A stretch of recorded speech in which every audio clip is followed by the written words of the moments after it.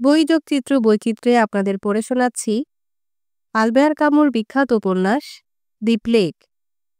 উপন্যাসটির আজ চতুর্থ পর্ব। পরের দিন বহু সাধ্য সাধনার পর ডাক্তার রিও প্রিফেক্টের অফিসে একটা স্বাস্থ্য কমিটি ডাকার ব্যাপারে কর্তৃপক্ষকে সম্মত করালেন। কিন্তু অনেকের ধারণা ব্যাপারটা নিয়ে এত বেশি জেদাজেদি করতে গিয়ে তিনি কিছুটা অবিবেচনার পরিচয় দিয়েছিলেন।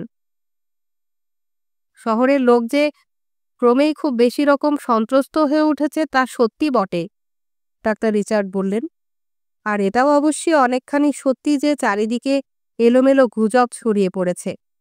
প্রিফেক্ট তাই আমাকে বলেছিলেন প্রয়োজন মনে করলে যে কোনো জরুরি ব্যবস্থা নিতে দ্বিধা করবেন না, তবে সাবধান, মানুষের দৃষ্টি এড়িয়ে করবেন সবকিছু। তার ব্যক্তিগত বিশ্বাস ব্যাপারটা অনেকটা মিথ্যা আতঙ্কের মতো। সেদিন প্রিফেক্টের অফিসে যাবার পথে ডাক্তার রিও ডাক্তার ক্যাসেলকে নিজের গাড়িতে তুলে নিলেন। শুনেছ? গাড়িতে ওঠার পর ডাক্তার ক্যাসেল বললেন, সারা জেলায় নাকি 2-1 গ্রাম সিরাম নেই কোথাও। হ্যাঁ জানি, আমি নিজেই ডিপোতে টেলিফোন করেছিলাম।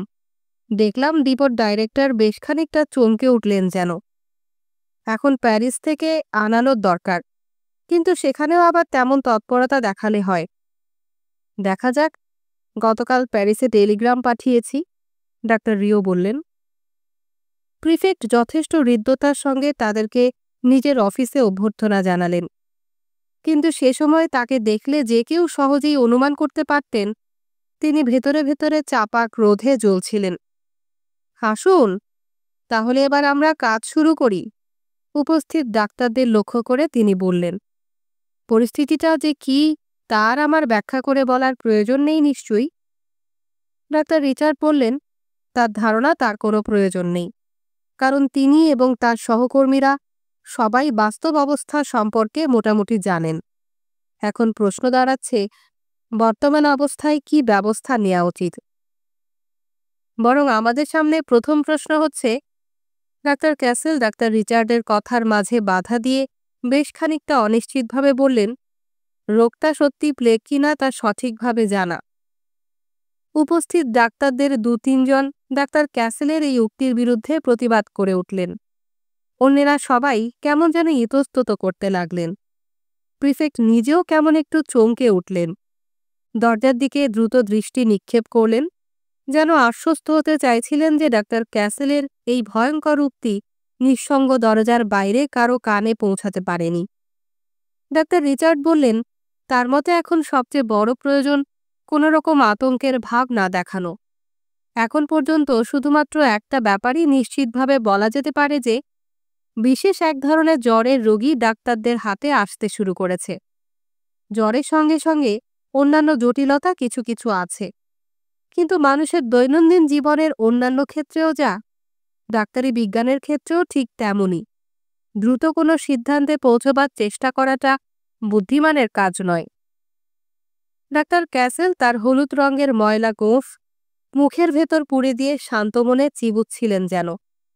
হঠাৎ এবার তার পাণ্ডুর উজ্জ্বল চোখ মেলে প্রথমে ডাক্তার রিওর দিকে কিছুক্ষণ একদৃষ্টে তাকালেন। তারপর একে একে কমিটির অপর সদস্যদের প্রতি একটা সৌহার্দ্যপূর্ণ দ্রুত দৃষ্টি বুলিয়ে নিয়ে বলে গেলেন তার সুস্পষ্ট অভিমত, রোগটা প্লেগ, এবং হয়তো এটুকু তার পক্ষে বলা নিষ্প্রয়োজন যে তিনি জানেন যে এটাকে সরকারিভাবে স্বীকার করে নিতে গেলে কর্তৃপক্ষের তরফ থেকে এক্ষুনি কঠোর ব্যবস্থা নেওয়া প্রয়োজন হয়ে দাঁড়াবে। বাস্তব অবস্থায় তার সহকর্মীরা যে কেন মুখোমুখি হতে চাইছেন না এটা অবশ্যই তারই কারণ হিসেবে তিনি বলেছেন, কিন্তু তারা যদি মনে করেন যে রোগটা প্লেগ নয়, কথা বললে তাদের মনে দুশ্চিন্তা হালকা হয়, তাহলে তিনি তা বলতেও সম্মত আছেন। প্রিফেক্টকে দেখে মনে হচ্ছিল তিনি ক্রমেই ক্ষুণ্ণ হয়ে উঠেছেন।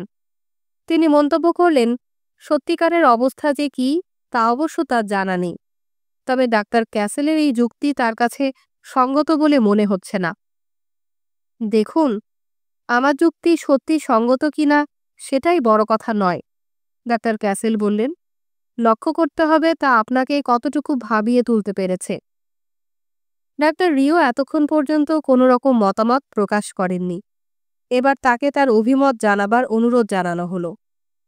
এখনো পর্যন্ত যেসব রোগী আমরা হাতে পেয়েছি, ডাক্তার রিও বললেন, তাদের জ্বরের প্রকৃতি হচ্ছে অনেকটা টাইফয়েডের মতো, আর তার সঙ্গে বমি এবং গ্রন্থিস্ফীতি। স্ফোটনগুলোকে চিরে তাদের ভেতরের কুঁচ নিয়ে বিশ্লেষণ করেও দেখা হয়েছে। ল্যাবরেটরি অ্যাসিস্ট্যান্ট তার ভেতর প্লেগের জীবাণু পেয়েছে বলে তার বিশ্বাস।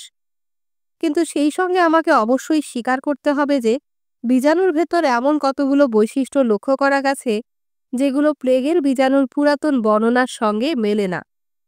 ডাক্তার রিচার্ড এবার বললেন, তাহলে এ থেকে বোঝা যায় যে এই অবস্থায় আমাদের একমাত্র কর্তব্য হচ্ছে কি ঘটে না ঘটে ধৈর্যের সঙ্গে তা আরও কিছুদিন লক্ষ্য করে যাওয়া। মোটের ওপর গত কয়েকদিন যাবৎ যেসব বিশ্লেষণের কাজকর্ম চলেছে সেগুলো সম্পর্কে একটা পরিসংখ্যানমূলক রিপোর্ট না পাওয়া অবধি সত্যি আমাদের কিছুই করা উচিত নয়। কিন্তু যখন চোখের ওপর দেখতে পাচ্ছি, ডাক্তার রিও প্রত্যুত্তরে বললেন, রোগ আক্রমণের অল্প সময়ের মধ্যে রোগীর প্লীহা ফুলে বড় হয়ে যায়, মেসেন্টেরি গ্ল্যান্ডগুলো ফুলে হয় এক একটা কমলার মতো, সেই অবস্থায় সম্পূর্ণ হাত পা গুটিয়ে শুধু অবস্থা পর্যবেক্ষণ করে যাওয়াটা, এই নীতিটা খুব সাধারণ দৃষ্টিতে দেখলেও কোনো বিজ্ঞের নীতি বলে মনে হয় না। তাছাড়া সংক্রমণ তো দেখছি দিনে দিনে বেড়েই চলেছে, এবং রোগ যেভাবে দ্রুত ছড়াচ্ছে তাতে মনে হয় সময় মতো বাধা দেওয়ার ব্যবস্থা না করতে পারলে মাস দুয়েকের ভেতর শহরের অর্ধেক লোককে নিশ্চিত মৃত্যুর মুখে ঠেলে দেয়া হবে। তাই যদি সত্যিকারের অবস্থা হয়, তাহলে রোগটাকে আমরা প্লেগ না অন্য কোনো বিরল ব্যাধি বলবো, সে প্রশ্নের চুলচিরা মীমাংসা এখানে গুরুত্বহীন। আমাদের সামনে সমস্যা হচ্ছে শহরের অর্ধেক লোককে কিভাবে এর মারাত্মক কবল থেকে রক্ষা করা যায়।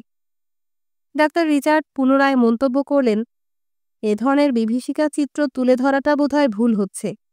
আর তাছাড়া রোগটা যে সত্যিই সংক্রামক তার সুনিশ্চিত কোনো প্রমাণ এখনো পাওয়া যায়নি।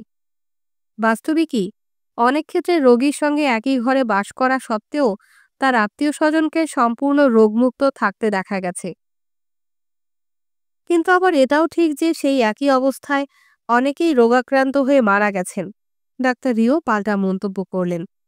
তাছাড়া এটাও তো সুস্পষ্ট যে সংক্রমণের ব্যাপারটা সব ক্ষেত্রেই অবশ্যম্ভাবী কিছু নয়। তাই যদি হতো, তাহলে মৃত্যুর সংখ্যা গাণিতিক হারে অনিবার্যভাবে বেড়েই চলত। তার ফলে অল্প সময়ের ভেতর একটা নিদারুণ বিপর্যয় সৃষ্টি হতো। এটা তাহলে এখন আর খারাপ একটা কিছু কল্পনা করার প্রশ্ন নয়। রোগ প্রতিরোধের জন্য কি কি ব্যবস্থা নেওয়া যায় সেটাই ভেবে দেখা অত্যাবশ্যক এখন। ডাক্তার রিচার্ড আবার সমগ্র পরিস্থিতিটা তার নিজের দৃষ্টিকোণ থেকে সংক্ষেপে বিশ্লেষণ করে বললেন, রোগ সংক্রমণ যদি আপনা থেকে বন্ধ না হয়, তাহলে ডাক্তারি কোডে যেসব প্রতিষেধক ব্যবস্থা রয়েছে সেগুলোকে কঠিনভাবে প্রয়োগ করতে হবে। কিন্তু তা করতে গেলেও পূর্বাহ্নে সরকারিভাবে ঘোষণা করা দরকার যে প্লেগ দেখা দিয়েছে, কিন্তু রোগটা যে সত্যিই প্লেগ তা নিশ্চিতভাবে জানা যাচ্ছে না। সুতরাং সেরকম ক্ষেত্রে হঠকারী কোনো কিছু যাতে না করা হয় তার জন্য সবাইকে সচেতন করে তুলতে হবে। এরপরেও কিন্তু ডাক্তার রিও তার নিজের মতে অবিচল রয়ে গেলেন। তিনি বললেন, দেখুন, ডাক্তারি কোডে যেসব প্রতিষেধকের বিধান রয়েছে সেগুলোর প্রয়োগ কঠিন হবে কিনা তা নির্ধারণ করা বর্তমানে প্রশ্ন নয়। শহরের অর্ধেক লোককে একটা আসন্ন মৃত্যুর হাত থেকে রক্ষার জন্যে সেগুলো সত্যিই প্রয়োজন আছে কিনা সেটাই এখন বিবেচনা করার প্রয়োজন। পরের যা কিছু তার সবই প্রশাসনিক দফতরের করণীয়, এবং এটা নিশ্চয়ই আর আমার আপনাদের স্মরণ করিয়ে দেবার প্রয়োজন নেই যে আমাদের শাসনতন্ত্রে এই ধরনের পরিস্থিতির মোকাবেলা করবার উপযুক্ত বিধান রয়েছে। এরকম পরিস্থিতিতে প্রিফেক্ট যাতে প্রয়োজনীয় নির্দেশ জারি করতে পারেন সে ক্ষমতা তাকে দেয়া হয়েছে। ক্ষমতা অবশ্য সত্যি আমার আছে, প্রিফেক্ট জোরের সঙ্গে বললেন, কিন্তু সেক্ষেত্রেও পেশাদার বিশেষজ্ঞ হিসেবে ডাক্তারদের আগে ঘোষণা করতে হবে যে মহামারীর আকারে যে রোগটি দেখা দিয়েছে সেটা সত্যিই প্লেগ। কিন্তু ঘোষণার ব্যাপারে যদি আমরা সত্যি একমত হতে না পারি, ডাক্তার রিও বললেন, তাহলে আমাদের একটা ভয়ঙ্কর বিপজ্জনক সম্ভাবনার ঝক্কি নিতে হবে। হয়তো দেখব শহরের অর্ধেক লোক এই রোগের ফলে আকস্মিক মৃত্যুর কবলে নিঃশেষ হয়ে গেছে। ডাক্তার রিচার্ড খানিকটা অসহিষ্ণুতার সাথে তাকে বাধা দিয়ে বলে উঠলেন, তাহলে এখন এটাই সত্য যে আমাদের সহকর্মীর পুরোপুরি বিশ্বাস যে রোগটা প্লেগ, বিশেষ করে সিন্ড্রোমে তিনি যা বর্ণনা দিয়েছেন তা থেকে তাই প্রমাণিত হয়। ডাক্তার রিও প্রতিবাদ জানিয়ে বললেন, তিনি কোনো সিন্ড্রোমের বর্ণনা দেননি, বরং নিজের চোখে যা যা দেখেছেন সেগুলোই সবার সামনে উপস্থিত করতে চেয়েছেন। তিনি যা যা দেখেছেন তা হচ্ছে রোগাক্রান্ত ব্যক্তির দেহের বিভিন্ন স্থানের গ্রন্থিগুলো হঠাৎ অস্বাভাবিক রকমের স্ফীত হয়ে ওঠে, দেহের উত্তাপ দ্রুত বাড়তে থাকে, সে অবিরাম প্রলাপ বকে এবং ৪৮ ঘন্টার ভেতর সাধারণত তার মৃত্যু ঘটে। এখন ডাক্তার রিচার্ড কি তার নিজের দায়িত্বে ঘোষণা করতে প্রস্তুত আছেন যে কোনো রকম প্রতিষেধক ব্যবস্থা ছাড়াই অল্পদিনের ভেতর এই রোগ আক্রমণের উপশম হবে? ডাক্তার রিচার্ড কয়েক মুহূর্ত ইতস্তত করলেন যেন, তারপর তার দৃষ্টি নিবদ্ধ হল ডাক্তার রিওর ওপর। বললেন, আপনি আমার এই প্রশ্নের সত্যি জবাব দেন দেখি। আপনার কি সুনিশ্চিত বিশ্বাস রোগটা প্লেগ? আপনি যেভাবে সমস্যাটাকে উপস্থিত করতে চাইছেন সেটা ভুল হচ্ছে। রোগের নাম আমি কি বলি না বলি সেটাই বড় কথা নয়, এখানে প্রশ্নটা হচ্ছে সময়ের, ডাক্তার রিও উত্তরে বললেন। তাহলে দেখা যাচ্ছে আপনার মত হচ্ছে এই যে, প্রিফেক্ট তাদের কথার মাঝে যোগ দিয়ে বললেন, রোগটা যদি প্লেগ নাও হয় তাহলেও প্লেগের মহামারী দেখা দিলে আইনের নির্দিষ্ট বিধান অনুসারে যেসব প্রতিষেধক ব্যবস্থা গ্রহণ করতে হয় সেগুলো এক্ষুনি প্রয়োগ করতে হবে। আপনি যদি একান্তভাবে জেদ করেন যে আমাকে একটা সুনির্দিষ্ট মতামত ব্যক্ত করতেই হবে, তাহলে আপনি যেটা বলছেন সেটাকেই মোটামুটি আমার অভিমত বলে ধরে নিতে পারেন। ডাক্তাররা সবাই মিলে এবার নিজেদের ভেতর আলাপ আলোচনা শুরু করলেন। ডাক্তার রিচার্ড নির্বাচিত হলেন তাদের মুখপাত্র। তাহলে এখন মোটামুটি অবস্থা দাঁড়াচ্ছে এই রকম, আমাদের এমনিভাবে কাজ করবার দায়িত্ব নিতে হবে যেন প্লেগের মহামারী শুরু হয়েছে, তাই নয় কি? তিনি যেভাবে ব্যাপারটাকে বোঝাতে চাইছেন সেটা উপস্থিত ডাক্তাররা সবাই অনুমোদন করলেন। পরিস্থিতিকে কিভাবে প্রকাশ করবেন, ডাক্তার রিও বললেন, সে ব্যাপারে আমার তেমন কিছু বক্তব্য নেই। আমার বলার কথা হচ্ছে, শহরের অর্ধেক লোক যে নিশ্চিহ্ন হয়ে যেতে পারে এমন কোনো সম্ভাবনাই যে নেই, সেই চিন্তার বশবর্তী হয়ে আমরা যেন কিছু না করি, কারণ সেক্ষেত্রে সেটাই বাস্তবে ঘটে যেতে পারে। নানা রকম ভীতি প্রদর্শন এবং প্রতিবাদের মাঝে ডাক্তার রিও কমিটি রুম ত্যাগ করে বাইরে বেরিয়ে আসলেন। মিনিট কয়েক পরে তিনি শহরের বাইরের অঞ্চলের একটা রাস্তা দিয়ে গাড়ি চালিয়ে যাচ্ছিলেন। চারদিক থেকে ভাজা মাছ আর প্রস্রাবে ঝাঁঝালো গন্ধ ভেসে আসছিল। হঠাৎ কোথা থেকে একজন স্ত্রীলোক এসে দাঁড়ালো তার গাড়ির সামনে। যন্ত্রণায় চিৎকার করছিল সে, তার উরু বেয়ে রক্তের ধারা নামছিল। তার দুখানা হাত সে বাড়িয়ে দিল ডাক্তারের দিকে। কমিটি মিটিংয়ের পরের দিন রোগের প্রকোপ আরও কিছুটা বৃদ্ধি পেল। সেদিনের দৈনিক পত্রিকাগুলোতেও রোগ সম্পর্কে খবর প্রকাশিত হলো।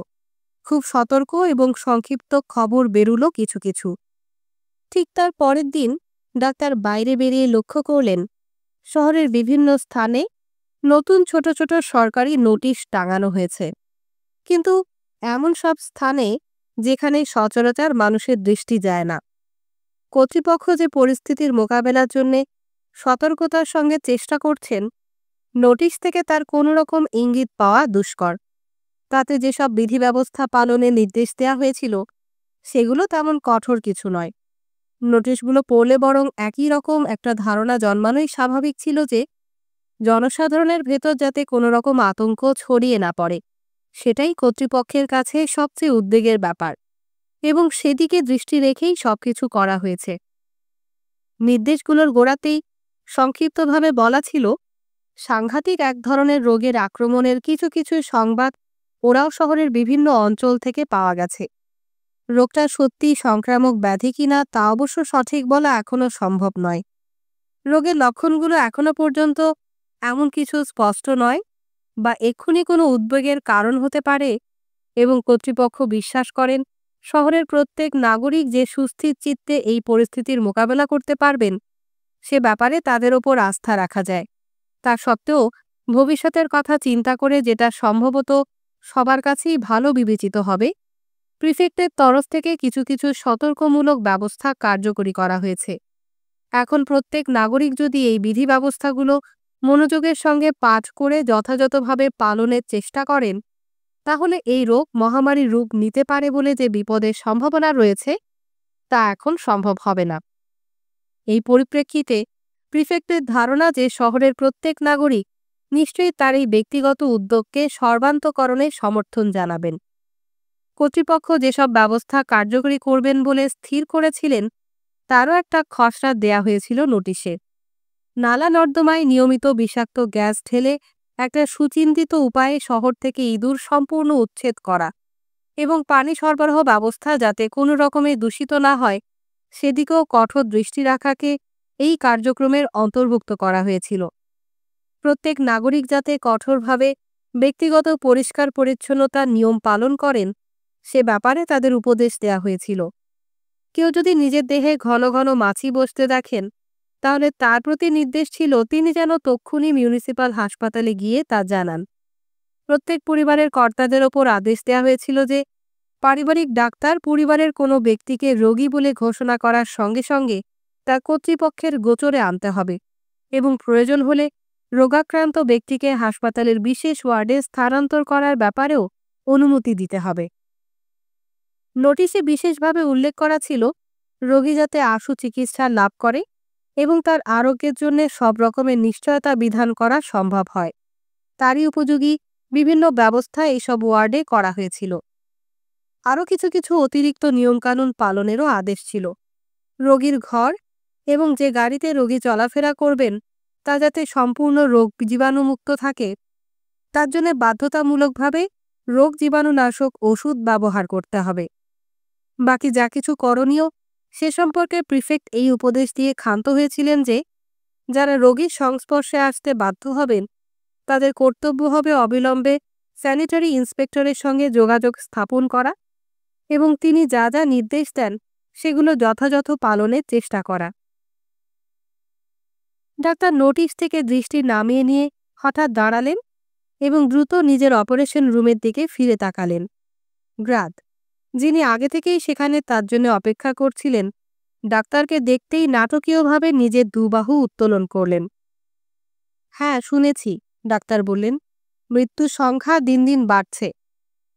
ঠিক আগের দিন 10 জন লোকের মৃত্যুর সংবাদ পাওয়া যায়। ডাক্তার গ্রাদকে জানালেন সম্ভবত আবার সন্ধ্যার সময় তাদের দেখা হবে, কারণ সেদিন সন্ধ্যায় কটার্ডের ওখানে যাবেন বলে আগেই তিনি তাকে কথা দিয়েছেন। আপনি যে এইভাবে চিন্তা করেছেন সত্যিই চমৎকার, গ্রাদ বললেন। আপনি গেলে সত্যিই ভদ্রলোকের উপকার হবে। আর সত্যি বলতে কি, আমি নিজেও লক্ষ্য করছি কটার্ড যেন হঠাৎ পাল্টে গেছেন। কিভাবে বলে আপনার মনে হয়? ওর আচার আচরণ আগের চেয়ে অনেক অমায়িক বলে মনে হচ্ছে আমার কাছে। আগে কি ওকে তেমন অমায়িক বলে মনে হতো না? আকস্মিক এই প্রশ্নের কি জবাব দেবেন যেন খুঁজে পেলেন না গ্রাদ। কটার্ড যে আগে অমায়িক ছিলেন না কথা তিনি বলতে পারেন না। কথা বললে সত্যি বলা হতো না, বরং কটার্ডকে তার বরাবরই মনে হয়েছে কিছুটা চুপচাপ এবং গোপন স্বভাবের মানুষ বলে। ওর পারিপার্শ্বিকতার মধ্যে এমন একটা কিছু ছিল যার কথা চিন্তা করলে বন্য শূকরের কথা মনে পড়ত গ্রাদের। অধিকাংশ সময় নিজের বিছানায় পড়ে থাকা, নচেৎ সস্তা রেস্তোরাঁয় খেয়ে বেড়ানো, অথবা মাঝে মাঝে রহস্যজনকভাবে হঠাৎ বাইরে বেরিয়ে যাওয়া, আবার অল্প সময় যেতে না যেতেই তেমনি সঙ্গোপনে ফিরে আসা। মোটামুটি এই ছিল কটার্ডের দৈনন্দিন জীবন। একজন ভ্রাম্যমাণ মদ এবং ওই জাতীয় অন্যান্য পানীয় বিক্রেতা বলে কটার্ড নিজের পরিচয় দিতেন। কখনো কখনো 2-3 জন লোককে তার বাসায় আসা যাওয়া করতে দেখা যেত। সম্ভবত তারাই ছিল তার ক্রেতা। সন্ধ্যায় মাঝে মাঝে তার ফ্ল্যাটের সামনে রাস্তার অপর পারে সিনেমা হলে গিয়েও ঢুকতেন কটার্ড। এ সম্পর্কে আরও একটা জিনিস যা তিনি লক্ষ্য করেছিলেন তাও উল্লেখ করলেন গ্রাদ। মারামারি গোলাগুলির ঘটনা আছে যেসব ছবিতে, সেগুলো দেখার প্রতি কটার্ডের যেন খুব বেশি ঝোঁক। কিন্তু কটার্ড সম্পর্কে যে জিনিসটা তার কাছে সবচেয়ে লক্ষণীয় বলে মনে হয়েছে তা হচ্ছে তার মানুষের সঙ্গ এড়িয়ে চলার চেষ্টা। তাছাড়া দেখামাত্রই যে কোনো মানুষ সম্পর্কে সন্দেহপরায়ণ হয়ে ওঠার ব্যাপারটাও, এটাও তো ছিলই। কিন্তু হঠাৎ কিছুদিন থেকে গ্রাত বললেন এসবের যেন আমূল পরিবর্তন হয়েছে। প্রকৃত ব্যাপারটা ঠিক কিভাবে আপনাকে বোঝাবো জানি না, তবে এটা ঠিক যে আমার একটা ধারণা জন্মেছে যে উনি যেন সবার সঙ্গেই কেমন একটা আন্তরিকতার ভাব গড়ে তোলার জন্য ব্যস্ত হয়ে উঠেছেন, যেন দ্রুত সবার সুনজরে আসতে চাইছেন। এখন প্রায়ই উনি নিজেই যেতে যেতে আমার সঙ্গে কথা বলেন, একসঙ্গে বেড়াতে যাবার প্রস্তাব দেন। অনেক সময় সেগুলো প্রত্যাখ্যান করা আমার পক্ষে কঠিন হয়েই দাঁড়ায়। আর সবচেয়ে বড় কথা, দেখছি আমার নিজেরও ওকে বেশ ভালোই লাগে। অবশ্য এটা সত্যি যে আমিও জীবন রক্ষা করেছি। কটার্ড আত্মহত্যার চেষ্টা করার পর থেকে বাইরের পাড়ার কেউই আর বড় একটা তার বাসায় দেখা করতে আসতো না। কিন্তু তিনি নিজে, রাস্তায় হোক, কোনো দোকানে হোক, মানুষের সামান্য সঙ্গ পেলেই যেন তার সঙ্গে আন্তরিক হবার চেষ্টায় ব্যস্ত হয়ে ওঠেন।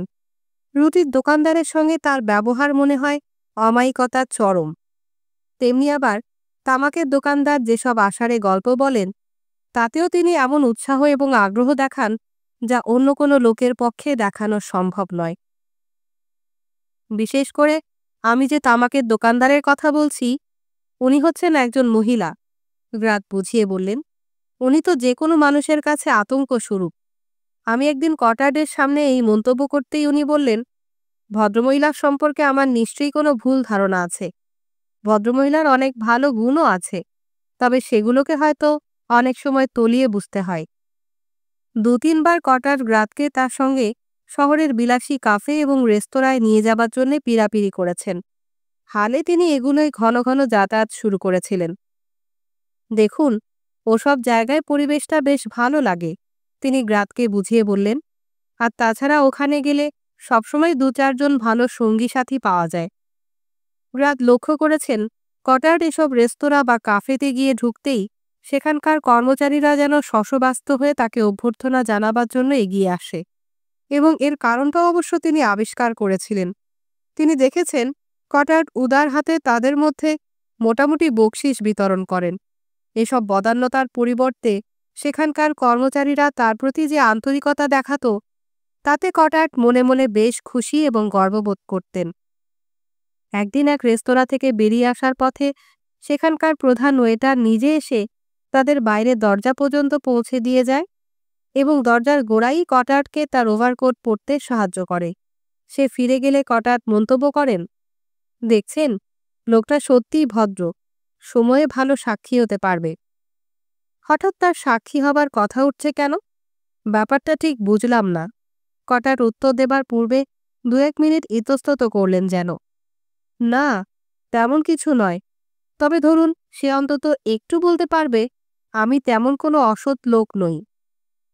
কিন্তু তারই সদা প্রসন্ন মনোভাবের ভয়ঙ্কর রকমের পরিবর্তন দেখা যেত মাঝে মাঝে। একদিন রুটির দোকানদারদের আচরণের ভেতর আন্তরিকতার কিছুটা অভাব চোখে পড়ে তার। ক্রোধে অগ্নিশর্মা হয়ে তক্ষুনি তিনি চলে আসেন সেখান থেকে। শুয়োর কোথাকার, এরই মধ্যে ওদের দলে ভিড়ে পড়েছে। কাদের দলের কথা বলছেন আপনি? উচ্ছন্নে গেছে যে রাস্কেলগুলো, তাদের কথা বলছি। তামাকের দোকানে এই ধরনের যে ব্যাপারটা ঘটেছিল, গ্রাত নিজেও তখন সেখানে উপস্থিত ছিলেন। উপস্থিত সবাই বেশ প্রফুল্ল চিত্তে নিজেদের ভেতর কথাবার্তা বলাবলি করছিল। এমন সময় দোকানের মালিক মহিলা একটা খুনের ঘটনা সম্পর্কে তার নিজের মতামত ব্যক্ত করতে শুরু করেন। এই খুনের ব্যাপারটা নিয়ে সে সময় আলজিয়ার্সে বেশ কিছুটা উত্তেজনা সৃষ্টি হয়েছিল। এক ব্যবসা প্রতিষ্ঠানের এক কর্মচারী আলজিয়ার্সের এক অধিবাসীকে এক সমুদ্রের বেলাভূমিতে খুন করেছিল। আমি তো বরাবরই বলি, ভদ্রমহিলা তার মন্তব্য শুরু করেন, এরা সব আবর্জনা, এদের যদি জেলে রাখবার ব্যবস্থা করা হয় তবেই না ভদ্রলোকেরা একটু স্বস্তির নিঃশ্বাস ফেলতে পারবে। তার কথার মাঝখানে কটার্ডের অদ্ভুত আচরণ দেখে ভদ্রমহিলা বিস্ময়ে হতবাক হয়ে গেলেন। অজুহাত স্বরূপ কোনো কিছু না বলে কটার্ড আকস্মিক যেন ছুটে দোকানঘর থেকে বেরিয়ে গেলেন। গ্রাত এবং দোকানদার মহিলা হতবাক হয়ে তার দিকে চেয়ে রইলেন। এরপরেও গ্রাত কটার্ডের চরিত্রে যেসব পরিবর্তন লক্ষ্য করেন সেগুলোকে ডাক্তার রিওকে জানান। কটার্ডকে বরাবরই দেখা যেত উদার মতামত পোষণ করতে। বিভিন্ন অর্থনৈতিক সমস্যা সম্পর্কে তার একটা প্রিয় প্রবাদবাক্য ছিল, সবখানেই তো মাৎসন্যায়েরই প্রাধান্য। এ থেকেই বোঝা যেত তার মতামত। কিন্তু এখন তিনি ওরাওয়ে যে একটা মাত্র পত্রিকা পাঠ করা শুরু করে দিলেন, তা হচ্ছে রক্ষণশীল দলের মুখপত্র। এবং এ ব্যাপারে আরও একটা সন্দেহ জাগত যে কটার যেন বেছে বেছে প্রকাশ্য স্থানে দাঁড়িয়ে পড়তেন পত্রিকাখানা। কটার সেরে উঠবার কিছু আগে গ্রাতকে যে একদিন একটা অনুরোধ জানাবে, সেটাও ছিল অনেকটা এই ধরনের ব্যাপার। গ্রাত সেদিন কটারের কাছ থেকে বিদায় নেবার সময় জানান যে তিনি একটু পোস্ট অফিসে যাবেন। কথা শুনতেই কটার তাকে বলেন তার বোন থাকেন বাইরে দূরে। গ্রাত যদি এই সুযোগে পোস্ট অফিস থেকে তার বোনের 100 টাকা মানি অর্ডার করে আসেন, তাহলে সত্যিই বড় একটা সহৃদয়তার কাজ হবে। কারণ এই টাকাটা তিনি প্রতি মাসেই তার বোনের কাছে পাঠিয়ে থাকেন। তারপর গ্রাত যখন ঘর থেকে প্রায় বেরিয়ে এসেছেন, কটার আবার তাকে ডেকে বললেন, দেখুন, 100 নয় 200 টাকাই পাঠাবেন। টাকা পেলে নিশ্চয়ই সে খুব বিস্মিত হবে। সে সবসময় অনুযোগ করে, আমি তার কথা মোটেই ভাবি না। কিন্তু সত্যি বলতে কি, আমি তার ভয়ঙ্কর অনুরক্ত। এই ঘটনার অল্প কিছুদিন পরে দুজনের কথাবার্তার মাঝখানে কটার হঠাৎ কিছু অদ্ভুত মন্তব্য করে বসেন। প্রতিদিন সন্ধ্যায় তিনি যে কিছুটা রহস্যজনক ব্যক্তিগত কাজে নিয়মিত বাসায় ব্যস্ত থাকেন, তাকে তা জানাবার জন্য কটার এমনই পীড়াপিড়ি করতে থাকেন, যার ফলে গ্রাত তাকে তা প্রায় বলেই ফেলেন। হ্যাঁ, ব্যাপারটা ঠিকই অনুমান করেছি, কটার নিজেই বলে উঠলেন। আপনি কোনো কিছু একটা লিখছেন, তাই না? কাজটা অবশ্য কিছুটা ওই ধরনের, তবে আপনি যতটা সহজ মনে করছেন তা ঠিক নয়। সত্যি, কটার আবার আক্ষেপের সুরে বললেন, আমার যদি আপনার মতো লেখার ক্ষমতা থাকত। গ্রাত তার মন্তব্য শুনে বিস্ময় প্রকাশ করাতে কটার কিছুটা বিব্রত ভাব দেখিয়ে আবার বুঝিয়ে বললেন, লেখক যারা তাদের জন্যে বহু কিছুই নানা উপায়ে সহজ হয়ে যাবে। কেন? গ্রাত প্রশ্ন করলেন। কারণ লেখক যারা, তাদের অধিকার সাধারণ মানুষদের থেকে বহু ক্ষেত্রেই বেশি। এটা তো সবাই জানে। তাদের অনেক কিছু মানুষ সহ্য করে নেয়। আবার যেদিন সরকারি নোটিশ টাঙানো হয়েছিল, সেদিন সকালে ডাক্তার রিও গ্রাতকে বললেন, মনে হচ্ছে এই ইঁদুর মরার ব্যাপার দেখে আর সবার মতো তার মাথাটায়ও কিছু গোলমাল হয়েছে। আমার তো ধারণা তাই। আর নচেত এই ওষুধ দেখে উনি বেশি মাত্রায় ঘাবড়ে গেছেন। আপনার এই অনুমান কতখানি সত্য, সে ব্যাপারে আমার কিছু সন্দেহ আছে। যদি আমার নিজের মত শুনতে চান তাহলে বলবো। তিনি থামলেন কিছুক্ষণ। ইঁদুর ধ্বংস করা মিউনিসিপ্যালিটির ভ্যানটা তখন বিকট একটা ঝনঝন শব্দ করে তাদের সামনে দিয়ে পার হচ্ছিল। যতক্ষণ পর্যন্ত তার কথা শোনা না যায়, ততক্ষণ ডাক্তার রিও চুপ করে রইলেন। তারপর কিছুটা অনুৎসুকভাবে দেখিয়ে গ্রাতকে জিজ্ঞাসা করলেন, তার ধারণা কি? আমার ধারণা, কোনো গুরুতর ব্যাপারে উনি নিজের বিবেকের কাছে দোষী বলে মনে করছেন নিজেকে। গ্রাত বেশ একটু গাম্ভীর্যের সঙ্গে কথাগুলো বললেন। ডাক্তার রিও নিজের কাঠজোড়াটাই শুধু একটু ঝাঁকুনি দিলেন একবার। সেদিনের দারোগার সেই কথাগুলো যেন হঠাৎ তার মনে পড়ে গেল। তার সামনে এখন আরও কত কাজ, কত দায়িত্ব পড়ে রয়েছে। সেদিন বিকেলে ডাক্তার রিও ডাক্তার ক্যাসেলের সঙ্গে আবার এক প্রস্থ আলোচনা করলেন। তখনও পর্যন্ত সিরাম এসে পৌঁছায়নি প্যারিস থেকে। সে যাই হোক, ডাক্তার রিও বললেন, আমার এখনও সন্দেহ আছে সিরাম কোনো কাজে লাগবে কিনা। বীজাণুগুলোকে এখনও একটু অদ্ভুত ঠেকছে। দেখো, ডাক্তার ক্যাসেল তাকে বাধা দিয়ে বলে উঠলেন, এই ব্যাপারে আমি তোমার সঙ্গে মোটেই একমত নই। এগুলো এমনই এক অদ্ভুত জীব যে যখনই তুমি তাদের দেখবে, তোমার ধারণা হবে সম্পূর্ণ নতুন কিছু দেখছ। কিন্তু আসলে ওরা এক জাতের। সব ক্ষেত্রে তাই হয়। যা হোক, সেটা তোমাদের নিজের থিওরি। সত্যিই যা তা স্বীকার করতে গেলে তোমাকে বলতেই হবে যে আমরা কখনো কিছুই লিখিতভাবে জানতে পারিনি। বেশ, মেনে নিলাম, এটা আমার থিওরি। কিন্তু সবার বেলাই তো সেই একই ব্যাপার। সেদিন সারাদিন ডাক্তার রিও অনুভব করলেন, প্লেগের চিন্তা মনে জাগতেই তার চেতনা যে কেমন আচ্ছন্ন হয়ে আসছিল, সেই ভাবটা যেন ক্রমেই বাড়ছিল। শেষ পর্যন্ত তিনি অনুমান করলেন ব্যাপারটা কি। তিনি ভীত হয়ে পড়েছেন। পরপর দুবার যেখানে বেশ লোকজনের ভিড়, এমনি কাফেতে গিয়ে বসলেন। কটার্ডের মতো তিনিও সৌহার্দ্যপূর্ণ সাহায্যের অভাব অনুভব করছিলেন। মানুষের উষ্ণ সংস্পর্শ পেতে চাইছিলেন। একটা নির্বাক অনুভূতি। ডাক্তার নিজেকে বললেন, তবুও এ থেকেই তিনি যে কটার্ডের ওখানে যাবেন বলে তাকে কথা দিয়েছিলেন সেটা তার মনে পড়ল। সেদিন সন্ধ্যায় ডাক্তার রিও যখন তার বাসায় গিয়ে উপস্থিত হলেন, কটার্ড খাবার টেবিলের পাশে দাঁড়িয়েছিলেন। টেবিলের উপর একখানা ডিটেকটিভ ধরনের বই খোলা পড়েছিল। কিন্তু রাত্রি তখন প্রায় ঘনিয়ে এসেছিল এবং সেই ঘনায়মান অন্ধকারে একটা কিছু পড়া সত্যিই অসম্ভব ছিল। যতদূর সম্ভব কটার্ড হয়তো সেই আধা অন্ধকারে নীরবে বসেছিলেন, হয়তো আকাশ পাতাল নানা কিছু চিন্তা করছিলেন। এমন সময় বেল বাজানোর শব্দ শুনে উঠে গিয়েছিলেন। ডাক্তার রিও কটার্ডকে জিজ্ঞাসা করলেন তার শরীর কেমন, কেমন বোধ করছেন তিনি। কটার্ড পাশের চেয়ারটাতে বসলেন, তারপর বেশ ঝাঁঝের সঙ্গে জবাব দিলেন, মোটামুটি ভালোই বোধ করছেন। তারপর যেন একটু থেমে আবার বললেন, তবে লোক এসে অহরহ তাকে জ্বালাতন করবে না, এই নিশ্চয়তাটুকু যদি থাকত তাহলে বোধহয় তিনি আরও ভালো থাকতেন।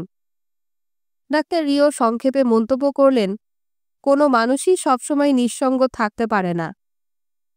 হয়তো ভুল বুঝছেন, আমি কিন্তু ঠিক তা বলতে চাইনি। যারা শুধুমাত্র একজন মানুষকেই বিপদে ফেলার জন্যে তার প্রতি অযাচিত ঔৎসুক্য এবং আগ্রহ দেখায়, আমি কেবল তাদের কথাই বলতে চেয়েছিলাম। ডাক্তারকে কোনো রকম প্রত্যুত্তর করতে না দেখে তিনি আবার বলে গেলেন, আর এটাও খেয়াল রাখবেন, আমার ব্যক্তিগত ব্যাপার নিয়ে কিছু বলছি নে কিন্তু।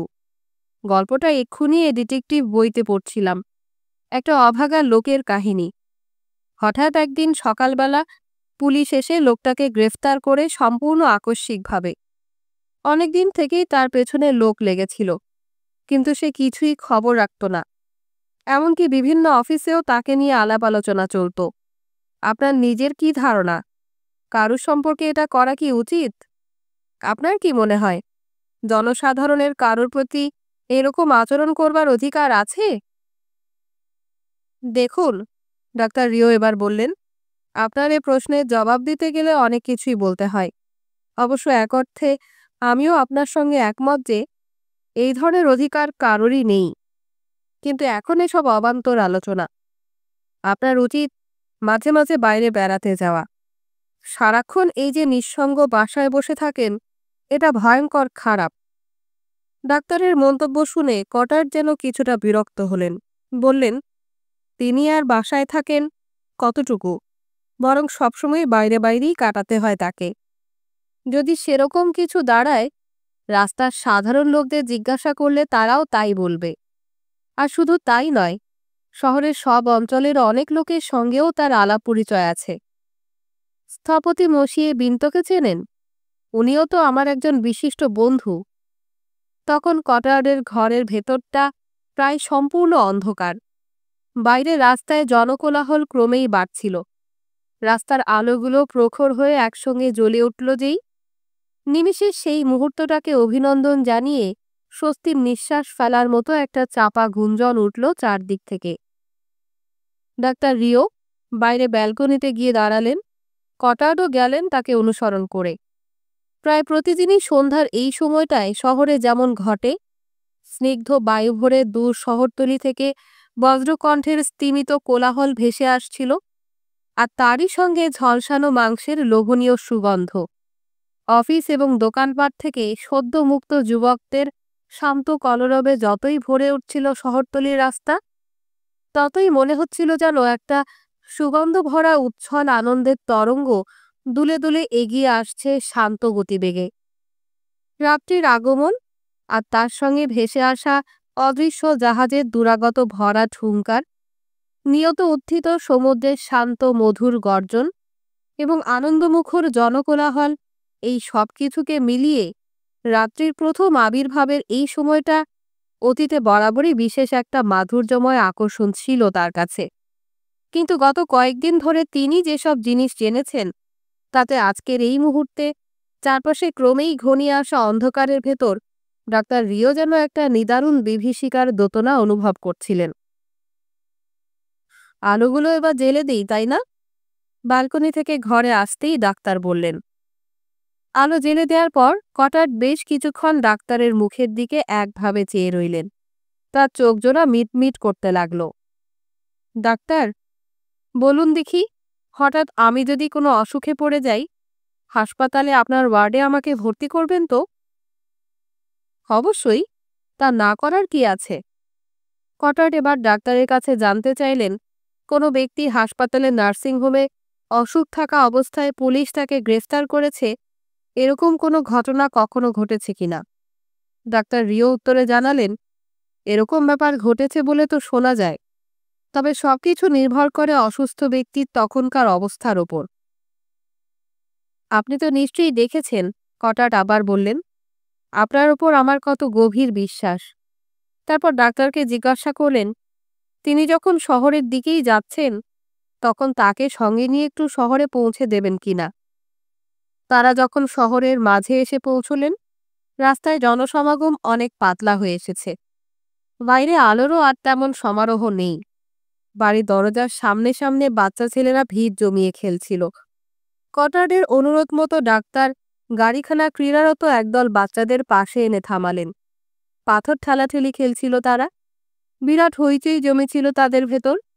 ভিড়ের থেকে একটা ছেলে, যার মাথার চুলগুলো সুন্দর পাট করে আঁচড়ানো, মুখে ময়লার দাগ, উজ্জ্বল সাহস ভরা দৃষ্টিতে কটমট করে ডাক্তারের দিকে চাইতে লাগল। ডাক্তার নিজের দৃষ্টি ফিরিয়ে নিলেন। পেভমেন্টের ওপর দাঁড়িয়ে কটার্ড কেমন অনিশ্চিতভাবে নিজের মাথাটা নাড়ছিলেন। হঠাৎ ঘাড় ফিরিয়ে পেছন দিকে চকিত চঞ্চল দৃষ্টি নিক্ষেপ করতে করতে স্বর বেরোতে চাইছিল না এমনি এমনি গলায় ডাক্তারকে জিজ্ঞাসা করলেন, সবাইকে তো দেখছি মহামারী নিয়ে আতঙ্ক প্রকাশ করছে।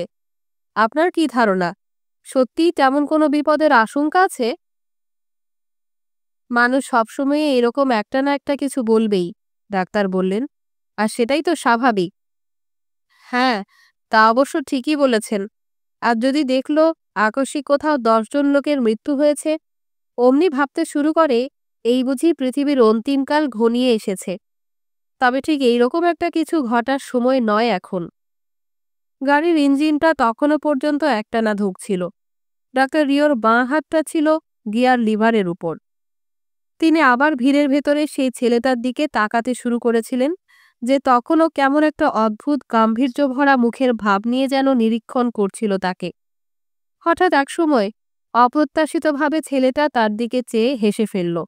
তার সবগুলো দাঁত বেরিয়ে এলো হাসার সময়। প্রত্যুত্তরে ডাক্তার রিও নিজেও হেসে ফেললেন এবং কটার্ডকে জিজ্ঞাসা করলেন, তাই নাকি? তাহলে আমাদের এখানে কি ঘটা উচিত বলে আপনার ধারণা? কেমন একটা আচমকা কটার্ড গাড়ির দরজাটা একবার চেপে ধরলেন। তারপর চলে যাচ্ছিলেন বোধহয়, কিন্তু হঠাৎ রাগ ও আবেগময় কণ্ঠে প্রায় চিৎকারের মতো করে বললেন, ভূমিকম্প, খুব বড় রকমের ভূমিকম্প, যাতে সব কিছু একসঙ্গে রসাতলে যাবে। ভূমিকম্পের কোনো চিহ্নই অবশ্য দেখা গেল না, কিন্তু পরের দিন প্রায় সারাক্ষণই ডাক্তার রিওর কাটল গাড়ি নিয়ে শহরের এই প্রান্ত সেই প্রান্ত করে, অসুস্থ ব্যক্তিদের কাছে তাদের অসংখ্য রকমের অস্বস্তির কারণ ব্যাখ্যা করে, আর তাদের আত্মীয় স্বজনদের সঙ্গে নানারূপ আলাপ আলোচনায় নিজের পেশাটা আগে আর কোনোদিন তার কাছে এমন একটা কঠিন বোঝা বলে মনে হয়নি। ডাক্তার রিও বরাবরই দেখে এসেছেন, রোগীরা নিজেরাই তার দায়িত্ব অনেকখানি সহজ করে দেয়। স্বেচ্ছায় তারা নিজেদেরকে সম্পূর্ণ তার হাতে ছেড়ে দেয়। এই প্রথম কিছুদিন থেকে তিনি অনুভব করতে শুরু করেছিলেন, রোগী তার সংস্পর্শ থেকে দূরে থাকতে চায়, যেন তার রোগটাকে আড়ালের মতো ব্যবহার করে তারই পেছনে আত্মগোপন করতে চায় প্রত্যেকেই।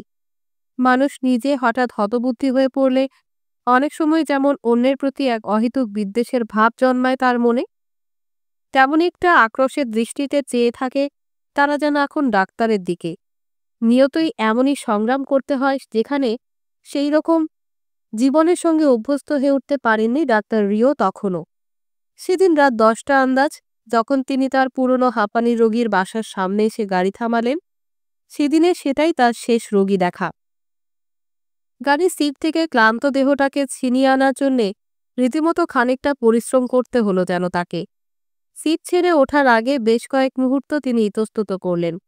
শূন্য দৃষ্টি মেলে সামনে অন্ধকার রাস্তার দিকে তাকিয়ে রইলেন। মাথার উপরে অন্ধকার আকাশের গভীরে যে একটা দুটো করে তারা ফুটছিল আর নিচ্ছিল, সেদিকেও চেয়ে রইলেন কিছুক্ষণ ধরে।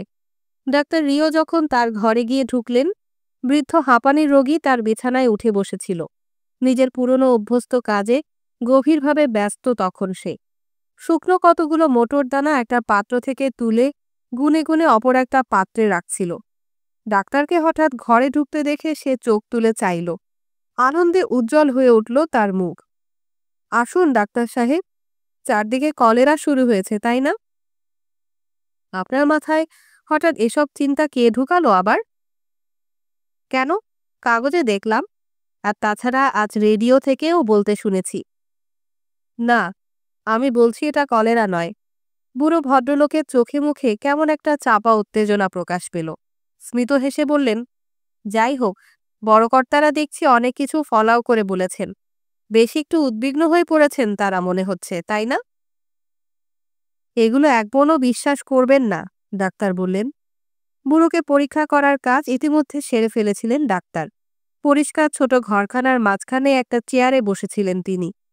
মুখে আশ্বাসের কথা শোনালেও তার নিজের মনে যে একেবারেই কোনো রকম আশঙ্কা ছিল না এমন নয়, কারণ তিনি জানতেন সেই অঞ্চলে অন্তত ৮-১০ জন অসুস্থ লোক গ্রন্থিস্ফীতির ফলে অজানা আশঙ্কা এবং দুঃসহ যন্ত্রণায় কাতর হয়ে পড়ে আছে। কাল সকালে প্রত্যেকেই তার আসার পথ চেয়ে থাকবে। গ্রন্থিস্ফীতিগুলো ছুরি দিয়ে ফেলে দেওয়ার পর তাদের ভেতর মাত্র ২-৩ জনের অবস্থার হয়তো কিছুটা উন্নতি হয়েছে, আর বেশিরভাগ রোগীকেই তো হাসপাতালে ভর্তি করাতে হবে। কিন্তু দরিদ্র লোকেদের হাসপাতাল সম্পর্কে ধারণা যে কি, তা তো তিনি জানেন। এই সেদিনও তার এক রোগীর স্ত্রীকে বলতে শুনেছেন, দেখুন, তাকে হাসপাতালে নিয়ে গিয়ে ডাক্তাররা তার উপর নানা রকম পরীক্ষা চালাতে থাকবে, সেটা আমরা হতে দেব না বলে রাখছি। কিন্তু বর্তমান অবস্থায় আর পরীক্ষা করবার অবকাশটুকুও মেলে না। রোগীকে হাসপাতালে নিয়ে যেতে না যেতেই বেশিরভাগ ক্ষেত্রে তার মৃত্যু হয়, এবং তারপরেই সবকিছু শেষ। হাসপাতালে যেসব নিয়মকানুন বলবৎ করা হয়েছে সেগুলো যে বর্তমান পরিস্থিতি সামাল দেওয়ার জন্য যথেষ্ট নয়, তা এখন প্রায় সবার কাছেই বড় বেদনাদায়কভাবে সুস্পষ্ট। আর এই বিশেষভাবে সজ্জিত ওয়ার্ডগুলো যে কি, তাও তা তিনি নিজে জানেন। সেখানকার রোগীদের তাড়াহুড়ো করে অন্যত্র সরিয়ে দিয়ে শুধু বাইরের দুখানা ঘর খালি করে নেওয়া হয়েছে। ঘরের ভেতর যাতে বাতাস যাতায়াত করতে না পারে তার জন্য সমস্ত পথ সম্পূর্ণ বন্ধ করে দেয়া হয়েছে, আর তাদের চারপাশে স্বাস্থ্য সম্পর্কিত বিধিনিষেধ যাতে ঠিকভাবে পালন করা হয় তারই উপযোগী ব্যবস্থা নেওয়া হয়েছে। আশান্বিত হবার পক্ষে শুধু এইটুকুই বলা যায় যে হয়তো স্বাভাবিকভাবেই এই মহামারীর উপশম হবে একদিন, কিন্তু কর্তৃপক্ষের তরফ থেকে আজ পর্যন্ত যেসব ব্যবস্থা নেওয়া হয়েছে তাতে যে রোগের প্রকোপ কিছুমাত্র কমবে না, সেটা একরকম নিশ্চিত বলেই ধরে নেওয়া যায়। এমনই অবস্থা সত্ত্বেও সেদিন রাতে কর্তৃপক্ষের তরফ থেকে যে ইস্তেহার বার করা হলো তাতে যথেষ্ট আশাবাদী প্রকাশ পেয়েছে দেখা গেল। পরের দিন র্যানস্টক ব্যুরো থেকে ঘোষণা করা হলো, স্থানীয় কর্তৃপক্ষের তরফ থেকে যেসব বিধিনিষেধের ব্যবস্থা করা হয়েছে জনসাধারণ সেগুলোকে সাগ্রহে অনুমোদন জানিয়েছেন। ইতিমধ্যেই ৩০ জন রোগী তাদের অসুখের সংবাদ কর্তৃপক্ষের গোচরে এনেছেন। ডাক্তার ক্যাসল ডাক্তার রিওকে টেলিফোন করলেন। আচ্ছা বলো তো, স্পেশাল ওয়ার্ডে কতগুলো বেডের ব্যবস্থা হয়েছে? মোট ৮০টা হবে, কিন্তু আমার ধারণা বর্তমানে শহরে রোগীর সংখ্যা ৩০-এর অনেক বেশি। এ ব্যাপারে কিন্তু একটা জিনিস তোমাকে সবসময় খেয়াল রাখতে হবে। রোগীদের ভেতর দুটো শ্রেণীভাগ আছে। প্রথম দলের যারা, তাদের সম্পর্কে ধরে নিতে পারো তাদের ভেতর রোগের আশঙ্কাটাই আসল, আর বাকি যারা অবশ্য তারাই সংখ্যায় অধিক, তাদের অবস্থা সম্পূর্ণ ভিন্ন। এই ভয় পাবার অবকাশ পায় না তারা। ব্যাপারটা বুঝলাম, কিন্তু কবরখানা তদারক করবার কোনো ব্যবস্থা আছে? সম্ভবত না। সেদিন ডাক্তার রিচার্ডকে টেলিফোনে বলেছিলাম, মনে রাখবেন, শুধুমাত্র কথায় কোনো কাজ হবে না, সত্যিকারের কার্যকরী কিছু কিছু ব্যবস্থা নিতে হবে। রোগ যাতে ছড়িয়ে না পড়ে তার ব্যবস্থা করা দরকার, আর তা না হলে কিছু না করাই বরং ভালো।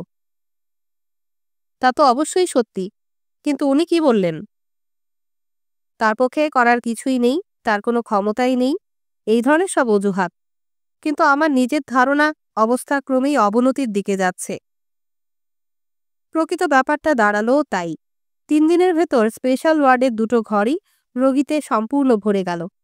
ডাক্তার রিচার্ডের কাছ থেকে খবর পাওয়া গেল যে স্থানীয় একটা স্কুল দখল নেয়া এবং সেখানে একটা অক্সিলিয়ারি হাসপাতাল খোলার ব্যাপারে কথাবার্তা চলছে। সুতরাং এখন থেকে ডাক্তার রিওর কাজ দাঁড়ালো আগের মতো প্রতিদিন বাসায় গিয়ে রোগী দেখে বেড়ানো, প্রত্যেক রোগীর দেহে স্ফীত গ্রন্থিগুলোকে কোনো রকমে ছুরি দিয়ে ফেলে দেয়া, আর প্যারিস থেকে কবে রোগের বীজাণুনাশক সিরাম এসে পৌঁছাবে তার জন্য অপেক্ষা করা। ডাক্তার ক্যাসেল আবার তার পুরনো বইপত্র নিয়ে ঘাঁটাঘাঁটি শুরু করলেন। ঘন্টার পর ঘন্টা সময় তিনি কাটিয়ে দিতে লাগলেন পাবলিক লাইব্রেরিতে। ইঁদুরগুলো প্লেগে মারা গেছে, এটাই হলো তার সিদ্ধান্ত, অথবা তারই খুব কাছাকাছি কোনো রোগ, এবং তার ফলে লক্ষ লক্ষ মাছির জন্ম হয়েছে শহরে, যেগুলোকে সময় মতো ধ্বংস করতে না পারলে জ্যামিতিক হারে প্লেগের বীজাণু ছড়াতে থাকবে।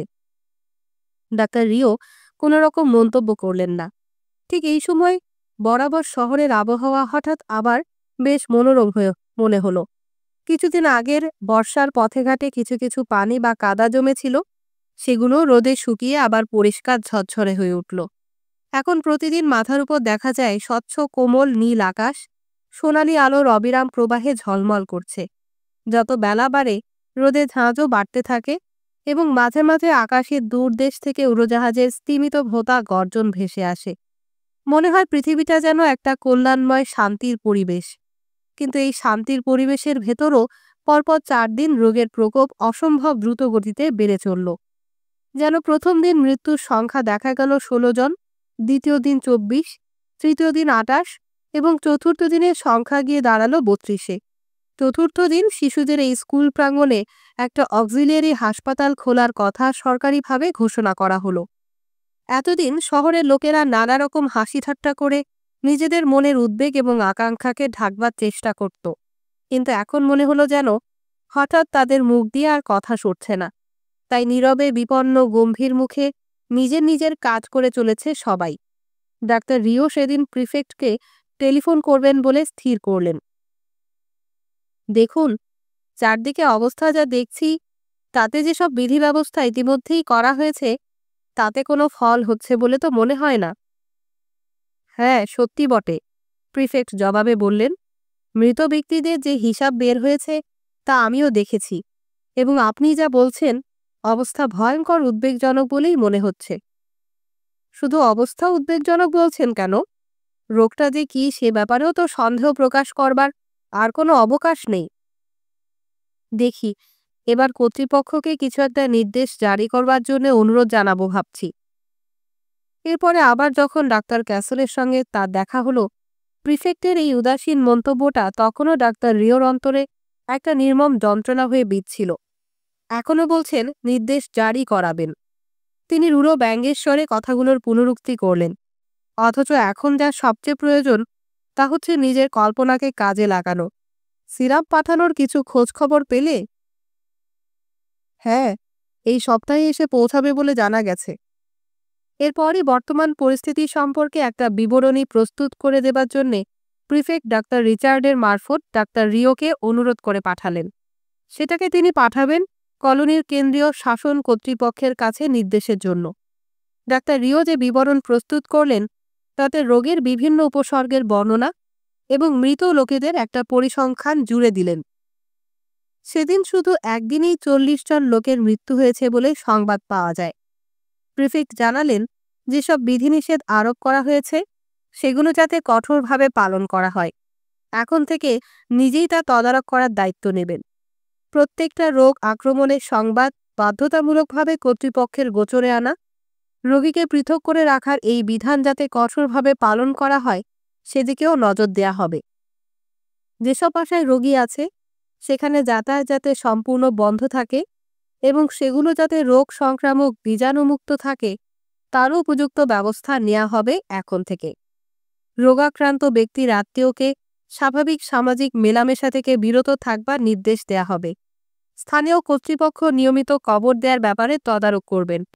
অবশ্য কী ধরনের তদারক করা হবে তার বিবরণ পরে জানানো হবে। পরের দিন প্লেনে প্যারিস থেকে রোগ বীজাণুনাশক সিরাম এসে পৌঁছায়। সিরাম যেটুকু পাঠানো হয়েছিল বর্তমান প্রয়োজন মেটানোর জন্য তা হয়তো যথেষ্ট, কিন্তু মহামারীর প্রকোপ হঠাৎ বেড়ে গেলে তা দিয়ে আর প্রয়োজনের সংকুলান হতো না। ডাক্তার রিও আবার প্যারিসে টেলিগ্রাম পাঠিয়েছিলেন। তার উত্তর এলো যে জরুরি প্রয়োজনে ব্যবহারের জন্য যে স্টক ছিল তার সবটাই নিঃশেষ হয়ে গেছে। এরই ভেতর আশেপাশের শহরতলি থেকে বসন্ত এগিয়ে আসতে শুরু করেছিল শহরে। এখন রাস্তার দুধারে এবং বাজারে বাজারে পুষ্প বিক্রেতাদের চুপড়িতে দেখা যায় শুধু ম্লান গোলাপের স্তূপ। বাতাস পর্যন্ত ভারী হয়ে ওঠে তাদের গন্ধের প্রাচুর্যে। শুধুমাত্র বাইরে থেকে দেখলে অন্য বাড়ির থেকে এবারের বসন্ত ঋতুকে তফাৎ করবার মতো তেমন কিছুই ছিল না। শুধুমাত্র যে সময়গুলোয় শহরে সাধারণত লোকজন চলাচলের খুব ভিড়, তখন ঠাসাঠাসি ভর্তি ট্রামগুলো একটার পর একটা ছুটতে থাকে। দিনের বাকি সময় তাদেরকে দেখা যায় শূন্য, ভেতরটা অপরিষ্কার নোংরা। যা তারিও ডাক্তার ও আগের মতোই দুপুরবেলা সামনের ব্যালকনির সেই ক্ষুদে লোকটার গতিবিধি লক্ষ্য করেন, আর সেও তার পুরনো অভ্যাস মতো নিচে রাস্তার উপরের বিড়ালগুলোর দিকে লক্ষ্য করে থুতু ছোড়ে।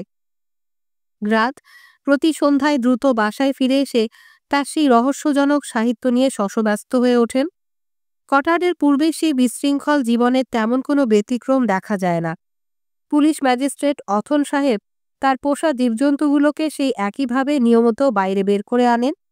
স্পেন দেশের সেই বৃদ্ধ হাঁপানি রোগীটাকেও দেখা যায় পুরনো দিনের অভ্যাস মতো কতগুলো মটরদানা এক পাত্র থেকে তুলে গুনে গুনে অপর একটা পাত্রে রাখছে। সাংবাদিক র্যাবারও সাক্ষাৎ পাওয়া যায় মাঝে মাঝে। আগের মতোই যখন যা দেখেন সেদিকেই ঝুঁকে পড়েন বিপুল আগ্রহ নিয়ে। সন্ধ্যের সময় আগের মতোই রাস্তায় রাস্তায় মানুষের ভিড় জমে। সিনেমা হলের সামনে টিকিটের জন্য মানুষের দীর্ঘ লাইন হয়। এমনকি মহামারীর প্রকোপটাও যেন এখন আর আগের মতো নেই। কোনো দিন মৃত্যুর সংখ্যা দেখা যায় মাত্র 10 জন। তারপর হঠাৎ একদিন আবার মৃত্যুর সংখ্যা যেন এক লাফে উপরের দিকে অনেকখানি উঠে গেল। মৃত্যুর সংখ্যা যেদিন আবার 30-এর কোঠায় গিয়ে উঠল, সেদিন ডাক্তার রিওকে প্রিফেক্ট একখানা সরকারি টেলিগ্রাম পড়তে দিলেন। টেলিগ্রামখানা তার হাতে দিয়ে প্রিফেক্ট মন্তব্য করলেন, এতদিনে মনে হচ্ছে উপরওয়ালারা সত্যিই ভয় পেয়েছেন। কিন্তু এত দেরিতে? টেলিগ্রামে নির্দেশ ছিল, শহরে প্লেগের মহামারী দেখা দিয়েছে বলে ঘোষণা করো, বাইরের লোকের শহরে প্রবেশ নিষিদ্ধ করো।